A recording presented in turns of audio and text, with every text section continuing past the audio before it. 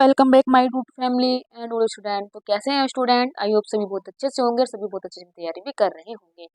तो स्वागत है आपका आपके प्यारे प्लेटफॉर्म अभिलाषा ब्लॉग्स 108 में। ये आपकी तैयारी के लिए बहुत ही एक अच्छा प्लेटफॉर्म है और आपको इस प्लेटफॉर्म पर आकर बहुत ही अच्छा लगता होगा और आपकी तैयारी भी बहुत अच्छे से होती होगी, जिसमें साथ साथ आपकी प्रैक्टिस भी होती होगी। तो स्टूडेंट, स्वागत है आपका आज के नए session daily practice session set number 27 में, जिसमें हम डिस्कस करते हैं top 10 GK GS and static question. और ये हमारे पीवाईक्यू भी होते हैं, करंट अफेयर और हमारा स्टैटिक भी शामिल होते हैं, जो होते हैं अति महत्वपूर्ण सवाल हमारी आगामी परीक्षाओं के लिए। और इसमें हम बिल्कुल व्याख्या सहित क्वेश्चन डिस्कस करते हैं और चारों के चारों ऑप्शन का पोस्टमार्टम भी आपके सामने करते हैं। स्टूडेंट, अगर आप मेरे चैनल पर नए हैं तो प्लीज चैनल को सब्सक्राइब कर लीजिएगा, क्लास को बिल्कुल भी skip मत कीजिएगा। अगर आपके पास टाइम की थोड़ी कमी है तो प्लीज वीडियो को आप फास्ट स्पीड में देख लीजिएगा। तो चलिए स्टूडेंट, आज का पहला क्वेश्चन हम आपके सामने रखने जा रहे हैं। तो पहला क्वेश्चन हमारी स्क्रीन पर इस प्रकार है। स्टूडेंट, पहला क्वेश्चन है हमारी स्क्रीन पर कि वन फोर्स वन डिस्ट्रिक्ट की पहल किस राज्य सरकार के द्वारा शुरू की गई है? One district one force.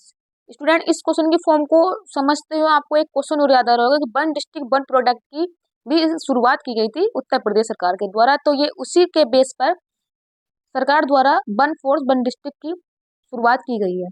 तो ऑप्शन है हमारा नागालैंड, असम, मणिपुर, त्रिपुरा। तो स्टूडेंट, जैसे कि अगर आपको पता होगा तो इस क्वेश्चन का राइट आंसर हो जाएगा मणिपुर, यानी कि ऑप्शन नंबर 3 हमारे क्वेश्चन का राइट आंसर है। स्टूडेंट, आपको अगर पता होगा कि कुकी और मैती जो जनजाति है उसके बीच बहुत ही संघर्ष जारी है, तो उसी संघर्ष को विराम करने के लिए, वहां पे शांति स्थापित करने के लिए राज्य सरकार द्वारा ये वहां पर कदम उठाया जा रहा है। इसलिए उन्होंने वन फोर्स वन डिस्ट्रिक्ट, यानी कि एक फोर्स और एक डिस्ट्रिक्ट में स्थापित किया जाएगा। तो स्टूडेंट, बहुत ही अच्छी पहल होने जा रही है कि शांति स्थापित हो जाए और सभी राज्यों में हमारी शांति स्थापित रहे, हमारा भारत जल्दी ही विश्व गुरु बने। तो ऐसी हमारी सोच है और आप सबकी सोच है और आपका हमारा प्रत्येक देशवासियों का ऐसा अहम योगदान रहे। तो चलिए स्टूडेंट, अगली क्वेश्चन देखते हैं जो हमारी स्क्रीन पर आज आ गया है। तो क्वेश्चन नंबर 2 हमारी स्क्रीन पर स्टूडेंट इस प्रकार है कि नारी शक्ति बंधन अधिनियम कौन से क्रम का संविधान संशोधन है? तो स्टूडेंट, ये बिल बहुत ही अहम है और स्पेशली देखा जाए महिलाओं के लिए, उनके योगदान के लिए, उनके पॉलिटिक्स में एक अहम योगदान के लिए बहुत ही ये अच्छा होगा।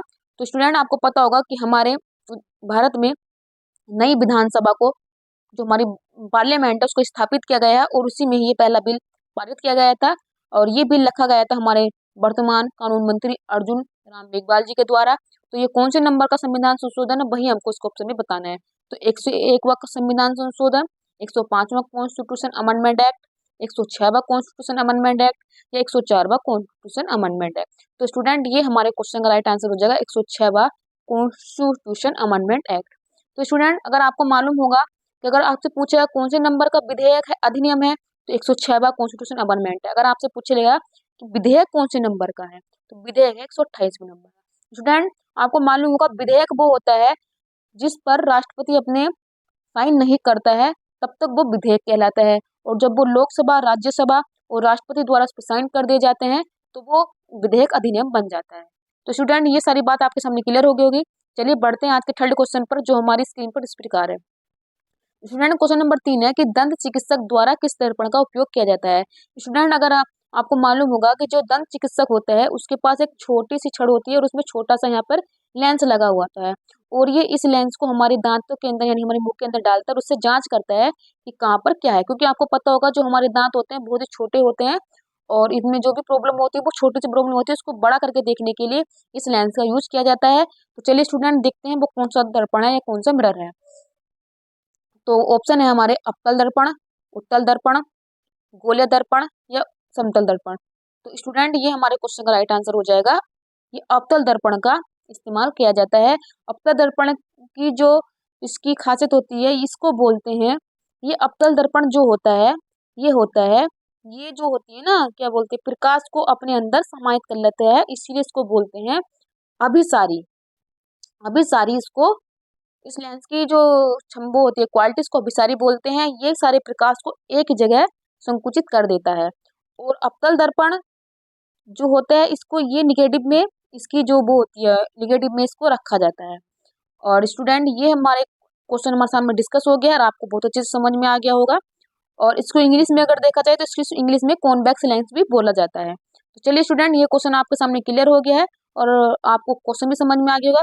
स्टूडेंट जैसे कि आप देख पा रहे होंगे ऑप्शन नंबर 2 उत्तल दर्पण। उत्तल दर्पण का उपयोग आपको पता होगा, जो हमारी साइड कार की होती है, कार की बैक साइड में ही यहाँ पे लगा हुआ होता है और ये पीछे की जितनी भी बड़े स्पेस को बहुत ही छोटे दर्पण में दिखा देता है, जिसको हमारी गाड़ी चलाने में हमारे ड्राइवर को बहुत ही हेल्प होती है। तो चलिए स्टूडेंट, बढ़ते हैं आज के फोर्थ क्वेश्चन की तरफ, जो हमारी स्क्रीन पर इस प्रकार है। स्टूडेंट क्वेश्चन थोड़ा बड़ा है, इसलिए धैर्य बनाइएगा। इस क्वेश्चन को हम आपके सामने फुल डिटेल में बताएंगे और आपको ऐसा क्वेश्चन बताएंगे कि आपको कभी ये गलत नहीं होगा अगर ये क्वेश्चन आएगा। स्टूडेंट क्वेश्चन है कि जब कोई प्रकाश की किरण किसी अक्ष के समांतर आती है तो वह परिवर्तित होती है, तो वह कहाँ से परिवर्तित होती है, यही हमारे क्वेश्चन में पूछा गया है। तो स्टूडेंट पहले हम इसके लिए डायग्राम बनाएंगे, उसके बाद हम आपको इसका क्वेश्चन बताएंगे। स्टूडेंट जैसे कि आपने देखा होगा, जिसकी हमारे पास ये अक्ष है और हमने यहाँ पर ले लिया है उत्तल दर्पण, उत्तल नहीं अवतल दर्पण। ये यहाँ पर होता है लेंस का पोल, ये होती है यहाँ पर फोकस दूरी और ये होती है वक्रता त्रिज्या। तो आप देखिएगा, आप इसका क्वेश्चन का आंसर इस डिटेल से बताने वाले हैं। तो स्टूडेंट पता होगा, जैसे कि यहाँ होता है अनंत। मान लीजिए कोई वस्तु अनंत पर रखी है, कोई वस्तु अगर अनंत पर रखी हो, चाहे तो वो अनंत और सी के बीच में रखी हो, चाहे सी पर रखी हो, चाहे सी और एफ के बीच में रखी हो, चाहे वो एफ पर रखी हो और चाहे वो एफ और पी के बीच में रखी हो, तो हम मान रहे हैं कि हमारी वस्तु सी अनंत पर रखी है। जब वस्तु अनंत पर रखी है तो उसकी जब एक समानांतर किरण आएगी तो वो लेंस पर टकराएगी और लेंस से टकराने के बाद एफ से परिवर्तित होगी। स्टूडेंट ये एक थ्योरम है, ये प्रमेय है और ये सूत्र है कि धारणा है कि जब भी कोई किरण अक्ष के समानांतर आती है तो वह किससे परिवर्तित होती है, वो उसकी फोकस जो लेंथ होती है वो उसी से ही टकराकर परिवर्तित होती है। तो यही हमारे क्वेश्चन में पूछ रहा है कि जब कोई प्रकाश की किरण किसी अक्ष के समानांतर आती है तो वह कहाँ से परिवर्तित होती है, तो वो होती है फोकस दूरी से लौट जाती है। तो चलिए स्टूडेंट, वैसे तो क्वेश्चन का आंसर आपको पता चल गया होगा, तो चलिए ऑप्शन भी देख लेते हैं। फोकस से, वक्रता त्रिज्या से, पोल से, दर्पण से। तो स्टूडेंट हमारे क्वेश्चन का राइट आंसर हो जाएगा फोकस से। स्टूडेंट मेरा उद्देश्य आप पे सिर्फ सवाल को देना, सवाल को रेक्टिफिकेशन से कराना, वो सब कराना मेरी आदत भी नहीं है। और आप अगर मेरी प्रीवियस क्लास भी देख रहे होंगे तो हर क्वेश्चन को मैं आपके सामने बहुत ही डिटेल में रखती हूँ। अगर जहाँ जिस तरीके की जरूरत पड़ती है मैं आपके सामने वो तरीका भी रखती हूँ, तो आपको बहुत ही अच्छा लगा होगा और ये आपको बहुत ही अच्छे से समझ में भी आएगा। तो स्टूडेंट चलिए, आज का हमारा फिफ्थ क्वेश्चन हमारी स्क्रीन पर आ गया है कि परम भागवत की उपाधि धारण करने वाला पहला गुप्त शासक कौन सा था। चंद्रगुप्त द्वितीय, चंद्रगुप्त प्रथम, स्कंदगुप्त या रामगुप्त। तो स्टूडेंट हमारे क्वेश्चन का राइट आंसर हो जाएगा कि परम भागवत की उपाधि धारण करने वाला कौन सा था, चंद्रगुप्त द्वितीय। ये हमारे क्वेश्चन का राइट आंसर है। और स्कंदगुप्त हूणों के सबसे ज्यादा आक्रमण किसके शासनकाल में होते, स्कंदगुप्त के शासनकाल में होते और इसने हूणों को पराजित भी कर दिया था। तो चलिए स्टूडेंट, बढ़ते हैं आज के सिक्स क्वेश्चन की तरफ, जो हमारी स्क्रीन पर इस प्रकार है। सिक्स क्वेश्चन है कि चंगेज खां का मूल नाम क्या था। चंगेज खान का मूल नाम क्या था। इसका नाम खासूल खान था, एसुगई था, तेचुचीन था या ओगदी था। तो स्टूडेंट इसका जो रियल नाम था वो था तेमुचीन। चंगेज खां का मूल नाम था। तो स्टूडेंट ऐसे ऐसे क्वेश्चन भी कभी कभी एग्जामिनर पूछ लेता है, तो हमको उसके सब चीज के लिए तैयार रहना है। स्टूडेंट ये क्वेश्चन बहुत ही इंपॉर्टेंट है, ये मैंने आर्ट और संस्कृति से ये क्वेश्चन उठाया है, क्योंकि ऐसे क्वेश्चन भी एग्जामिनर पूछ लेता है। तो क्वेश्चन हमारा कि निम्नलिखित में से किसे Indian society of oriental art की स्थापना की थी, यानी किसके द्वारा Indian society of oriental art की स्थापना की गई थी। तो ऑप्शन हमारे पास निहार रंजन रे, नरेंद्र मोहन मुखर्जी, अमिंद्रनाथ टैगोर या बरिंद्र कुमार घोष। तो स्टूडेंट हमारे क्वेश्चन का राइट आंसर हो जाएगा अमिंद्रनाथ टैगोर के द्वारा Indian society of oriental art की स्थापना की गई थी। तो स्टूडेंट ये क्वेश्चन आपको समझ में आ गया होगा। तो चलिए बढ़ते हैं आज के आठवें क्वेश्चन की तरफ, जो हमारी स्क्रीन पर इस प्रकार है। तो स्टूडेंट क्वेश्चन नंबर 8 हमारी स्क्रीन पर है कि भारतीय संविधान का अनुच्छेद 40 को समर्थक कदमों हेतु परामर्श देता है, यानी कि जो हमारे कॉन्स्टिट्यूशन में आर्टिकल 40 है और जो ये डीपीएसपी के अंतर्गत आता है, जो डीपीएसपी ये हमारे शुरू होते हैं 36 से 51 के मध्य दिए हुए हैं। तो वहीं से आर्टिकल 40 के बारे में पूछ रहा है कि यह किसको सार्थक कदम हेतु परामर्श देता है, कि यानी कि अनुच्छेद 40 में किस चीज का गठन किया गया है, तो वही हमसे पूछ रहा है। तो स्टूडेंट ऑप्शन हमारे पास समान सिविल संहिता, ग्राम पंचायत का गठन, नगर पालिका का गठन या कर्मकारों के लिए निर्वाह योग्य मजदूरी। तो स्टूडेंट हमारे क्वेश्चन का राइट आंसर हो जाएगा ऑप्शन नंबर 2, ग्राम पंचायतों का गठन अनुच्छेद 40 के अंतर्गत दिया गया है। तो स्टूडेंट ये क्वेश्चन आपके सामने क्लियर हो गया होगा और बहुत अच्छे से समझ में आया होगा। तो आज का सेकंड और लास्ट क्वेश्चन हमारे स्क्रीन पर इस प्रकार है। ये क्वेश्चन मैंने उठाया है स्टैटिक से।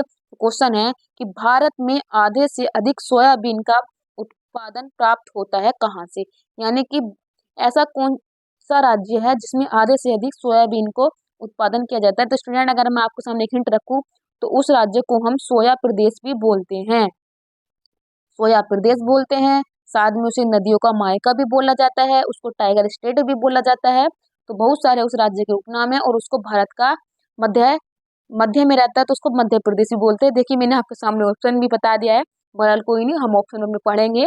तो ऑप्शन हमारा मध्य प्रदेश, आंध्र प्रदेश, महाराष्ट्र और राजस्थान। तो स्टूडेंट हमारे क्वेश्चन का राइट आंसर हो जाएगा ऑप्शन नंबर 1, मध्य प्रदेश हमारे क्वेश्चन का राइट आंसर है।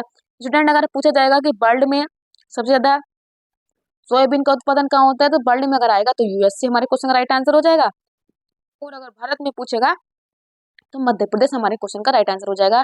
स्टूडेंट यूएसए की राजधानी वाशिंगटन डीसी है जो पोटोमैक नदी के किनारे पर स्थित है। वर्तमान में यूएसए के जो प्रेसिडेंट हैं बेकून है जो बाइडेन जी हैं। और अमेरिका में ही भारत का दूसरा सबसे बड़ा हिंदू मंदिर न्यू जर्सी में बना है, तो ये भी आपको सभी को मालूम होगा। तो चलिए स्टूडेंट आज का 10th क्वेश्चन हमारी स्क्रीन पर आ गया है और ये हमारी श्रृंखला का आज का लास्ट क्वेश्चन होगा कि श्वेत क्रांति का संबंध है। श्वेत क्रांति का संबंध किसी से है वही हमको बताना है। श्वेत का मतलब होता है सफेद और सफेद को डिनोट किया गया है मिल्क से और मिल्क को हम बोलते हैं दूध। और मिल्क डे बनाया जाता है 26 नवंबर को, अभी पिछले दिन बनाया गया है। 26 नवंबर को बाबा साहब भीमराव अम्बेडकर की जयंती भी बनाई जाती है। पूरी जयंती नहीं बनाई जाती, उनके द्वारा जो संविधान का निर्माण किया गया है, सहयोग दिया गया है, उसके उपलक्ष्य में संविधान दिवस मनाया जाता है।